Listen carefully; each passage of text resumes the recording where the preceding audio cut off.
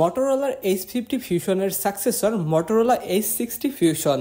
এই ফোনটি যে প্রাইজে পাওয়া যাবে সেই জায়গা থেকে এটা খুবই স্পেশাল একটা ফোন, কারণ এটাতে থাকছে 1.5K রেজলিউশনের কার্ভ ডিসপ্লে, যার স্ক্রিন টু বডি রেশিও মাত্র 91.4%। Bezel-less display IP68 plus IP69 dust and water resistant রয়েছে। ক্যামেরাতে সোনির LYT700C মেইন লেন্স পাবেন।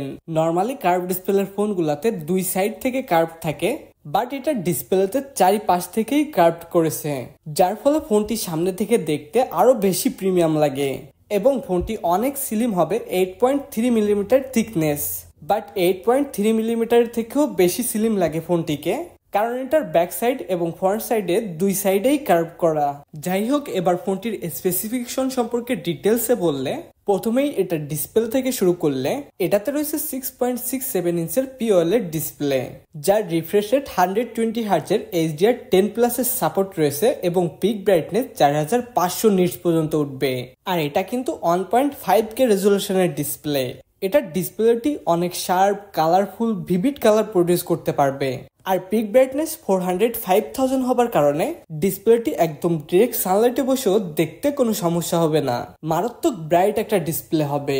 এবার পারফরমেন্সের দিকে আসলে এটাতে out of the box Android 15 থাকবে, আর 3 বছর পর্যন্ত অ্যান্ড্রয়েডের OS মেজর আপডেট পাবেন। এটার দুইটা ভার্সন রয়েছে, গ্লোবাল এবং ইন্ডিয়ান ভার্সন। গ্লোবাল ভেরিয়েন্টের চিপসেট হিসেবে পাবেন MediaTek Dimensity 7300, যেটা 4 ন্যানোমিটার আর্কিটেকচারে বিল্ড করা চিপসেট। আর ইন্ডিয়ান ভার্সনে পাবেন MediaTek Dimensity 400, এটাও 4 ন্যানোমিটার আর্কিটেকচারে বিল্ড করা প্রসেসর। গ্লোবাল ভেরিয়েন্টের থেকে ইন্ডিয়ান ভেরিয়েন্টটি স্লাইডলি একটু বেটার করেছে। ফোনটি থেকে অন্তত স্কোর পাবেন 7 লাখের আশেপাশে। এটার অন্তত স্কোর মোটামুটি খারাপ না, ভালোই বলা যায়।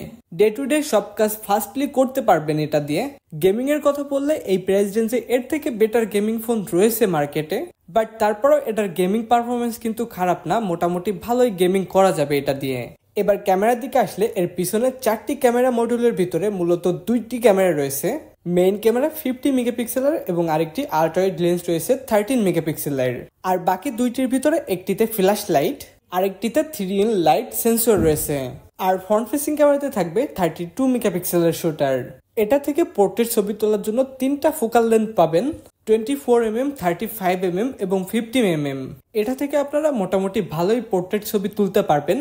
ভিডিওতে 1080p 60fps এ ভিডিও রেকর্ড করা যায়, আর 4K 30fps এ ভিডিও রেকর্ড করার অপশন রয়েছে। এটার ভিডিওর কোয়ালিটি অতটা স্পেশাল হবে না, ফোনটির ভিডিওর কোয়ালিটি থেকে ফটোর কোয়ালিটি আরো বেশি বেটার।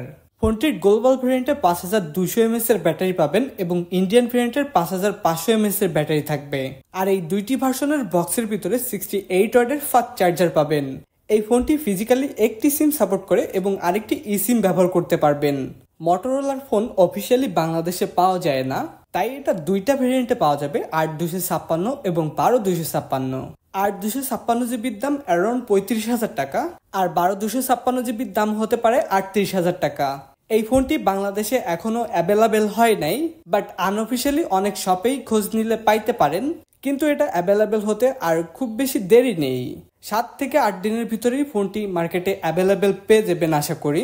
আর ফোনটি যে প্রাইসে বাংলাদেশে আসতে চলেছে, ভ্যালু ফর মানি ফোন বলা যায়। তাই ফোনটি যদি 35,000 টাকার ভিতরে পেয়ে যান তাহলে নির্দ্বিধায় নিতে পারেন।